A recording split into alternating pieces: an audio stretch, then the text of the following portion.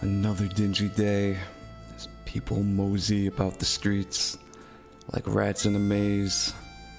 A knock on my door. The door opens slower than a kid trying to play t-ball with a lead pipe. In walks a dame, equipped with the usual ruby red lips, the long blonde hair, and a shimmering dress so bright that it could fix a blind man's sight. She wants me to play a game. It would take a man made of iron to not oblige. Pecaminosa.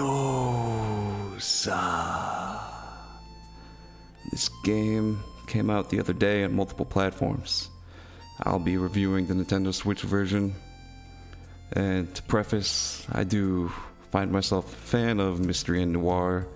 And I went through a few month phase of reading a bunch of Raymond Chandler books and other detective mystery writers, so this game is right up my dark and dingy alley.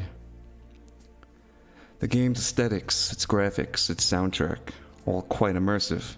It drags you into Pecaminosa in such a way that even the most perfect child in Charlie's Chocolate Factory couldn't escape.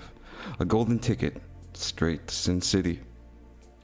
This noir theme is unusual to see in the gaming world, and the developer pulled it off quite well. Bosses and enemies have learnable patterns, making them fun and fair to fight as long as you have the ammo to do it. There is an arsenal of weapons to choose from, and any good detective knows you gotta find the right tool for the job. Much of the dialogue seems straight out of a mystery book, and it just fit the theme so well. The game also manages to incorporate RPG elements that add to the game and give you multiple ways to play it, some different choices you can make. And one last fun fact is it has a blackjack you can play almost as a minigame to make money, or lose money, but more on that later. Some of the negatives that I found as I navigated Pecaminosa. Some pretty things have a dirty underside.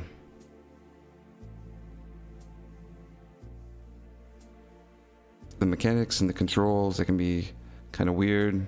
I kept wanting to use a D-pad to move, but unfortunately couldn't, and I would end up using up some of my items in the process. Fortunately, however, you do get the hang of it eventually. Walking can be slower than you'd like, even if you increase the endurance stat. It's just take the cab, I guess, but then that costs money.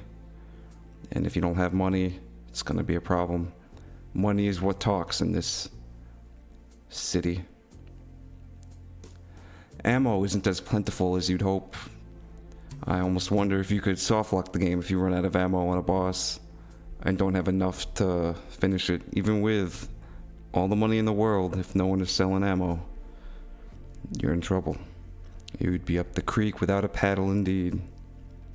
I also don't recommend using the shotgun, as it devours a lot of ammo, and ammo is, again, a much needed resource. However, it is quite powerful, and perhaps should be used in certain circumstances. The game can be somewhat glitchy at times. I found an infinite money glitch at blackjack, and it's not that I'm great at blackjack, but I won a split, and then I kept pressing the A button, and it kept giving me more and more money. So I think split is glitched and can give you infinite money if you want to go and try and farm it. If you get a split, I mean, there's a lot of RNG involved. You have to get a split and win it. You kind of wish the city was more populated and GTA-esque, like robbing people on the street or in shops, but it's still a great game overall. And it'd be nice if there were more ways to use the intelligence skill. So far from what I've seen, there aren't many, and I think I'm over halfway through the game. And one little extra tidbit: why do games always have spiders? I don't like spiders. If I was falling from the tallest building and Spider-Man tried to save me, I'd be like, "Nah, bro, let me go." Overall, this is quite a creative game. It hits most of its marks and creates an immersive world. And as a result, I'm going to rate it 8.5 out of 10. This game is quite good, and I do recommend it for mature to adult audiences. This is not a game for children. It can be quite profane, It can be quite violent. It can be quite lewd. And in my book, that's exactly what you're looking for. In my line of work, it's just another day. And now if you'll excuse me, miss, I need to get back to work on this case. This case on Pecaminosa.